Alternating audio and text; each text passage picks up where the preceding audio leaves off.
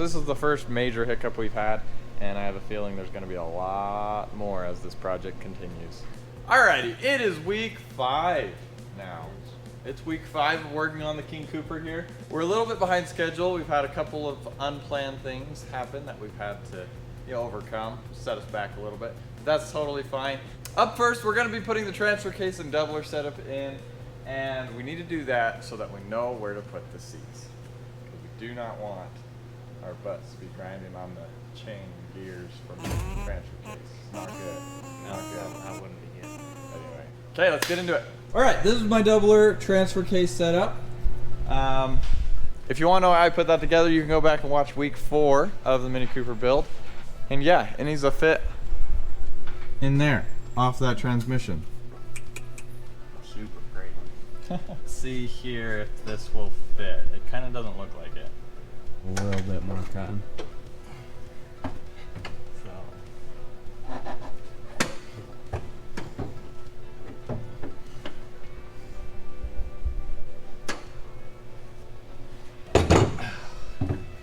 Okay. So more right here, huh?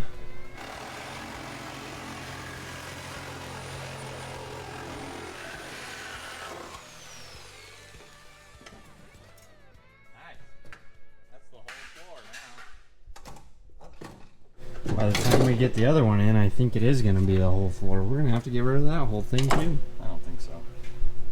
I think it'll come to right. Maybe. We'll find out. So you may have noticed that I've already started building an adapter plate on the back of this transmission here, and I'm making it kind of exactly how the 2-wheel drive one was, except now instead of there just being a seal there, I have it open, you know? I have actually something I can weld to, because the previous one was aluminum. But then also, for how the old drive shaft worked in the Mercedes, there was like a locating dowel right here. You can see it's super shiny. That needs to get cut off, because when I go to slide my doubler on, it's in the way, and I can't slide it on as far as I want to. So we're just gonna chop it off. Like it was never there. Okay, let's see now.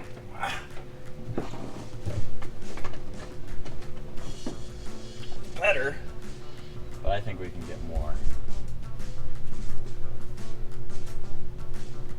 Alright, so with this Mercedes transmission, this was the old output shaft, or output housing.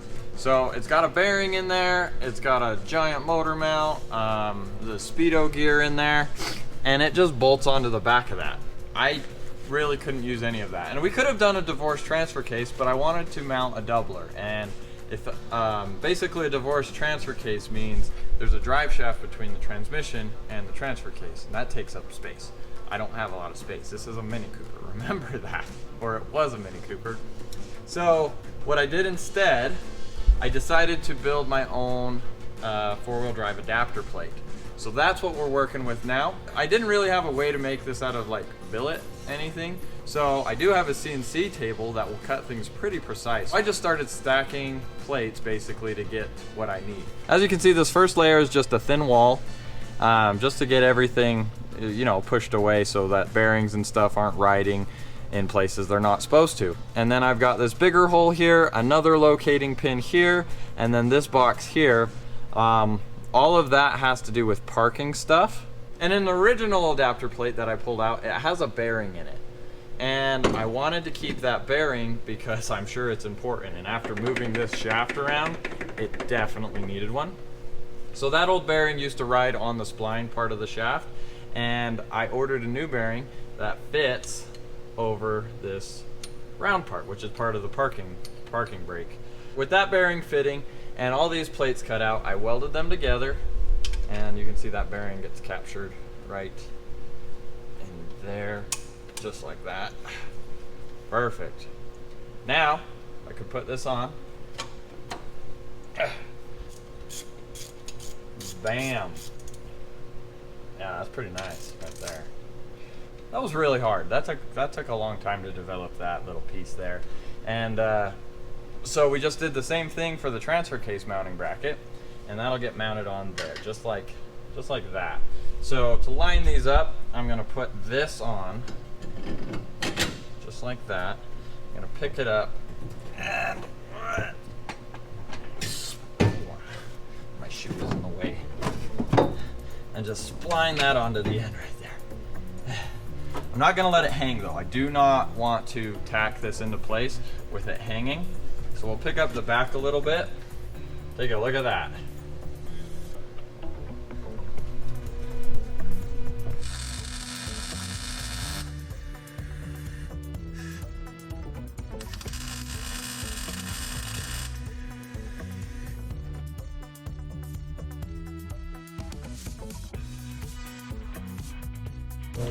We got the adapter pulled out, and oh my goodness, if this isn't what dreams are made of.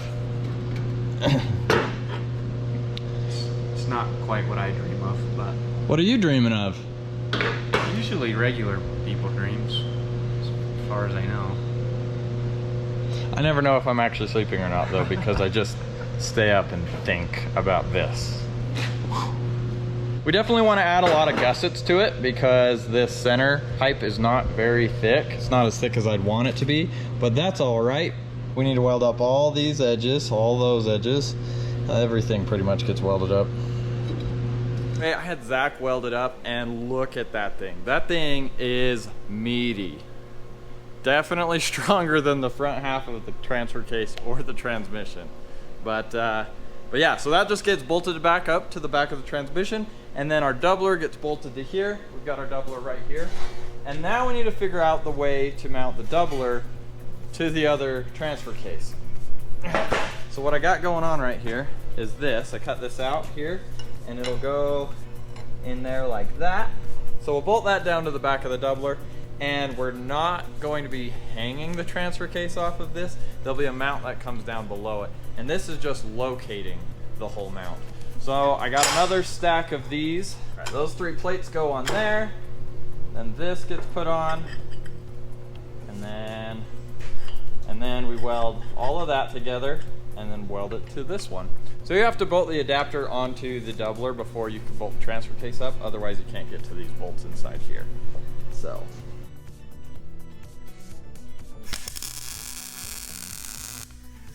this end might need to be cut off right here. Now we can pair it up and see actually how much wants to be cut off.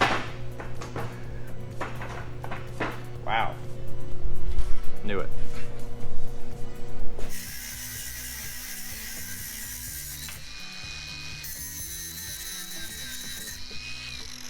Okay, the input shaft is cut, the output shaft is cut, and now we just need to see. Oh snap, that's close.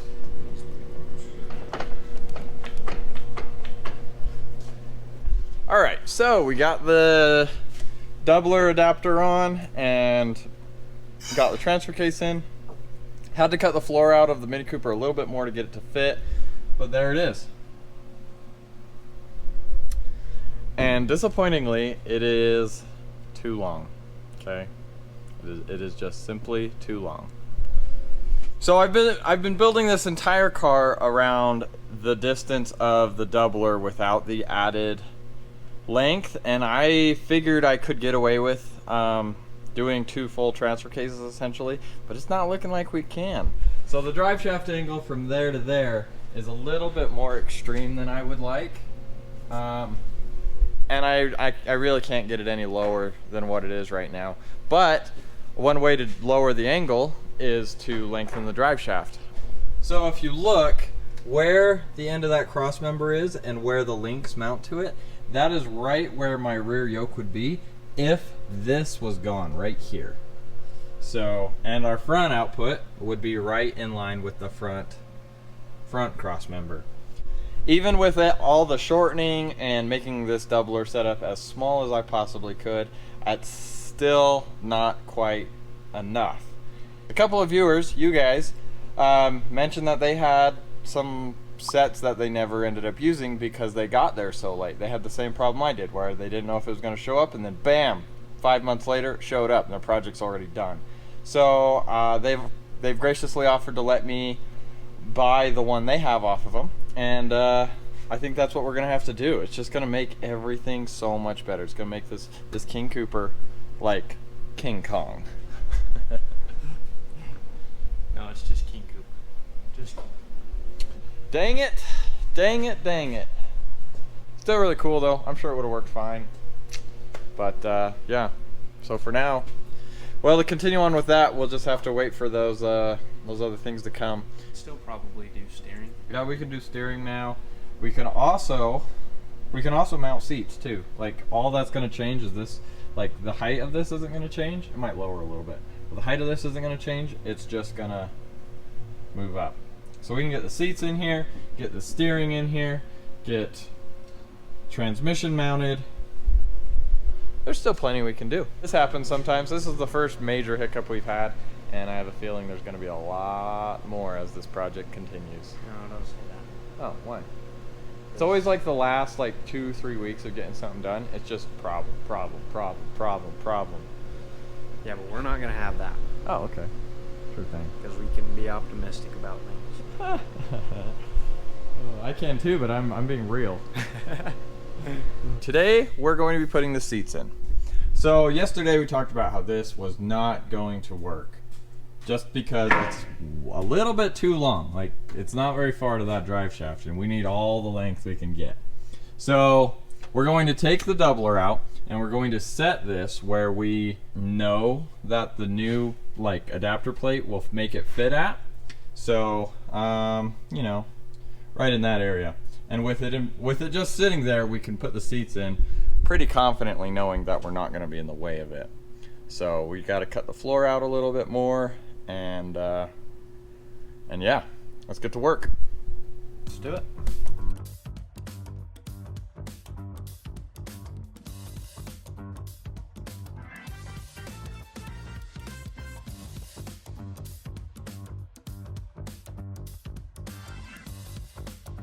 So we have this bar in now. It ended up actually being a perfect 4 feet. It clears the transfer case pretty easily, actually. Now we need to get some mounts cut out and to come off the bar to catch the back of the seat, and then we need to start figuring out how this front mount is going to go. So I definitely don't want the seat mounts to be in the way of removing the transfer cases, because I do plan on pulling the transfer cases out by the top. So if we ever needed to work on this or anything, seats come out pretty straightforward, and then the floor panel comes out and you can access the transfer case and probably the transmission at the same time. And I think that's just a easier thing to do. Even if I break something on the trail, pulling the seats out and accessing it from the top sounds way better than crawling underneath and pulling skid plate, pulling cross members, pulling all that stuff. So that's what we're gonna do. So Zach is designing those parts right now on the computer. I'm gonna be working on the steering. From the first day, I mentioned that we're going to be doing something kind of unique with the steering, and that's with this bell crank here. So the way this action works now is I need a rod that pushes and pulls that direction, and then it will transfer it into this way. So we need to mount the steering box up there. This right here is the steering box that I'm going to be using, and if you look, if I turn that, it'll rotate this arm right here, pushing it forward and backwards. We need to get that steering box put in so that we know that we're not in the way of the front seat mounts. We probably need to start cutting the floor out a little bit. Yikes. All right, in order to get the steering working properly on the King Cooper, we need to check for bump steer. What bump steer is, imagine you're holding the steering wheel straight. As the suspension articulates and cycles, your tires might turn slightly or your steering wheel might turn slightly. That's called bump steer. And most vehicles have a little bit of it. Some vehicles have a lot. And a lot is not good, because you got to imagine going down a road that's kind of bumpy. You don't want your steering wheel to wobble back and forth or your tires to turn as they cycle. So with this setup here, we need to figure out what point up there that we can mount the steering box to minimize as much bump steer as possible. So we need to get a steering rod hooked to here and probably sitting on the cross member back there, and we'll cycle the suspension and see where it moves.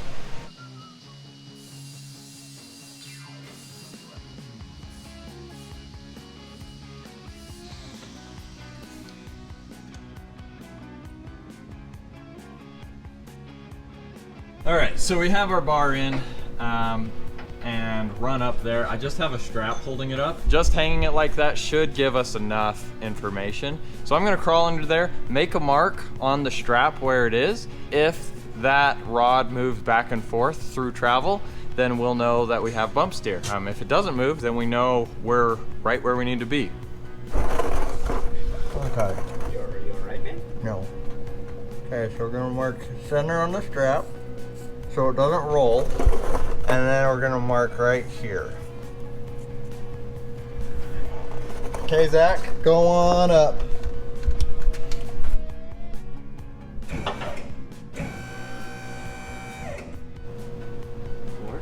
Oh, see that? It moved. Okay, go ahead and go down. Okay, well. Alright, so we've got about a 1/2 inch of bump steer there. So, how much is 1/2 inch? I don't know. Is that a lot? I'm not sure. We need to decide if going up will help it or not. Okay. I do believe that's it. Oh, that's like 1/8 of an inch. I imagine, like, relative to the situation, that's not very much. No, I don't think it is. Looks like it's pretty much just the same angle as that Lower bar. lower link. All right, we'll pull off that for a second. Zach says he's ready to get the tabs for the seats welded on. So, Hopefully. what? Hopefully. Let's see them. Wow, those are nice. They're all right, I think. I think they should work. How's that for inline? I think that's pretty good. Go ahead. We're going with 2 degrees. Yeah, I feel like you could live with that. Okay, go ahead.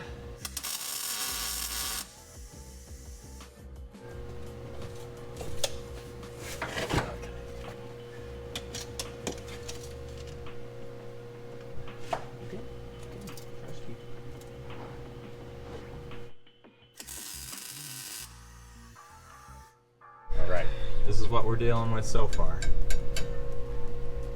There's ways to make them stronger than they already are. But first, we need more tacks on the back of this bar so that it doesn't rotate when I sit in it in a minute.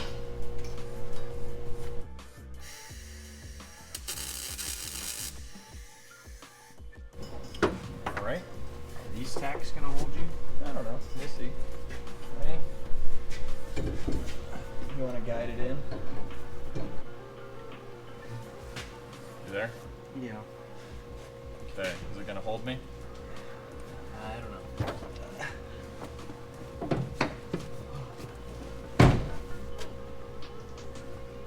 That's not bad.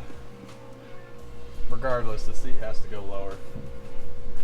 Yeah, I agree. So I clamped the steering box in, okay? Got it bolted to the arm down there. I don't have it tacked. I want it to be able to slide in and out of that if it wants to. So we're almost at full stuff. I mean, obviously we can go down a lot more, but for the principle, we're gonna go up and I'm gonna show you how things don't move. So keep in mind, this bolt, okay, it's flush with that plate right there. That's one reference. The next reference is the splines on this. I've got a mark here to the top so that if it pushes or pulls that arm, we'll know because it'll spin that. And then also, since this isn't tacked, it can potentially slide in and out of there. And when we go up, we'll know. And if there is any kind of bump steer, we'll be able to see, and then we'll have to make more adjustments to see if that'll work. Okay, Zach, go up. Is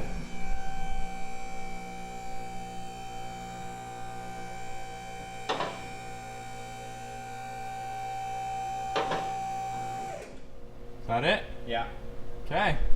So we can see that bolt is still flush with the plate. How's it looking in here? Good. Our marker is still dead on top, and that bar, that bar did not slip out of there at all. And the box didn't move. I'd say that's a win. There is 0 bump steer in the system so far. So now we just need to get the box mounted and hook up the steering wheel. Oh my gosh. I feel like a huge weight has been lifted from my shoulders. So now you can see if we steer the box, it'll push and pull, and we'll push and pull around this bell crank, and the tires will turn left and right. Or at least, in theory. We'll have to get the steering box mounted and the steering wheel hooked up to see if that will work. It will work. It'll work. If this worked, the rest should work. All right, so we need to get the steering box mounted. This is almost exactly where I want it. It's allowed to move a little bit, you know, tilt that upright so that we can get a steering shaft to it. But I pulled this out of the scrap pile, and I think this is how we're gonna mount it. It's not very strong right now, but by the time we're done with it, it'll be ready. So this fits right in here just like that. And we can go tight against the frame because the frame's right there. We just need to build tabs that come up and catch the actual steering box. And later when the cab is off, we can throw gussets off of it and make it way stronger than it needs to be. But remember, this box is going to be pushing and pulling. There's almost no side load on it. So there is a little bit, but not very much. To start, I'm going to cut off the 2-inch edge because it blocks some of my bolt holes.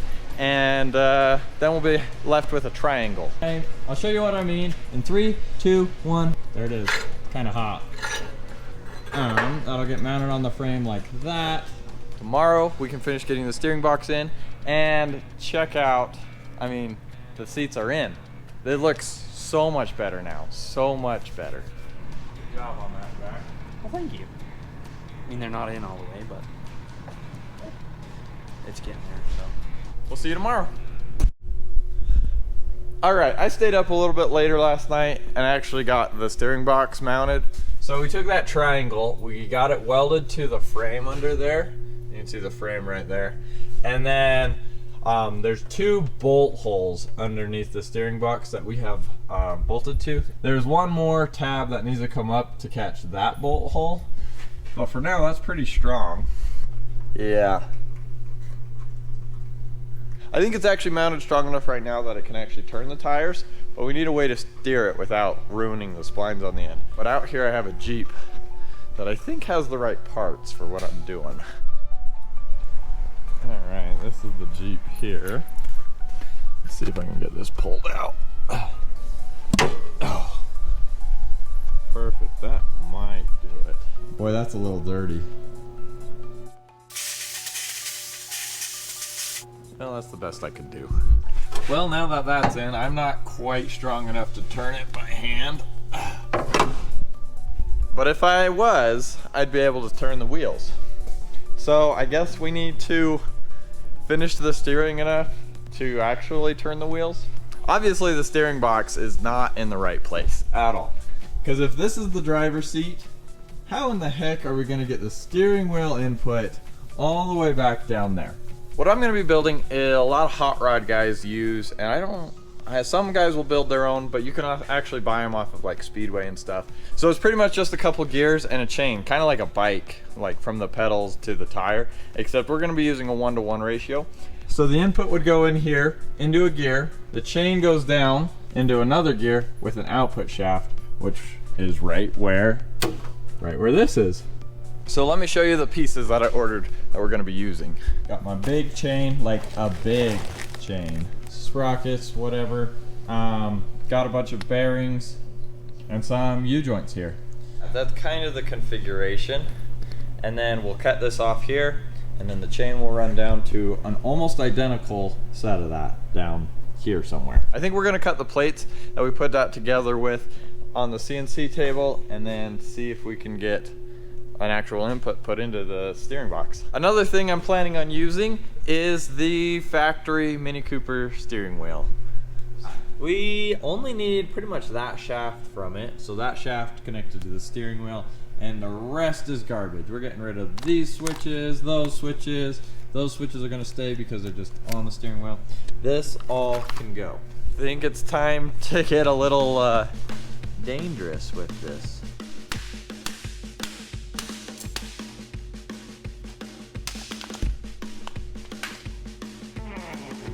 I think that is magnesium.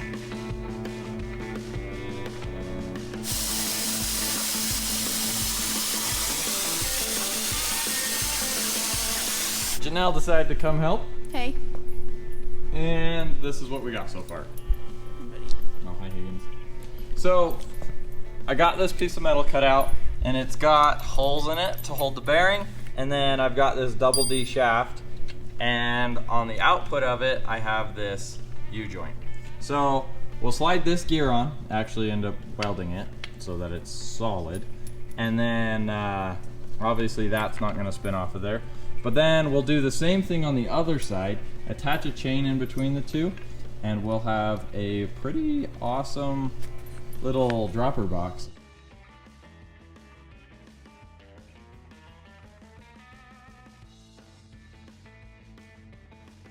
You can see how this box would work. So steering input goes into here, and then steering output goes into that, goes out of that one to the steering box. Actually, I think the steering wheel fits in there right now.